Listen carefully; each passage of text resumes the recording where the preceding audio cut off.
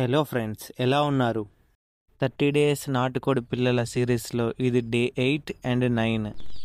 ఈరోజు ఈవినింగ్ వచ్చేసరికి ఒక కోడి పిల్ల అయితే నాకు డల్గా కనిపించింది. చాలా వీక్గా ఉంది. ఇది అసలు నించోలేని పరిస్థితిలో ఉంది. దీనికి ఏదో ఒక ట్రీట్మెంట్ చేయాలి, లేకపోతే శాస్త్రంగా నిద్రపోద్ది. మనమైతే దీనికి న్యూరోబిన్ పోర్ట్ ట్యాబ్లెట్స్ తెచ్చాము. ఇది కోడిపిల్ల వీక్గా ఉండడానికి మరియు రెక్కలు ముడుచుకోకుండా ఉండడానికి, అలాగే కాళ్ళల్లో కొద్దిగా స్ట్రెంగ్త్ ఉండటానికి, కాళ్ళ పట్లు నివారణకు కూడా ఇది బాగా పనిచేసిద్ది. ఈ ట్యాబ్లెట్స్ ఎప్పుడు డైరెక్ట్గా కోడిపిల్లలకు వేయకూడదు, వాటర్లో కలిపి వేయాలి.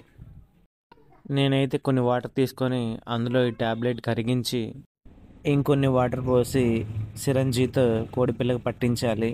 ఒకేసారి డైరెక్ట్గా పోయకూడదు, మెల్లమెల్లగా తాగించాలి. సో ఈరోజు మన డే 9న కోడిపిల్లలు ఏ విధంగా ఉన్నాయో చూడండి.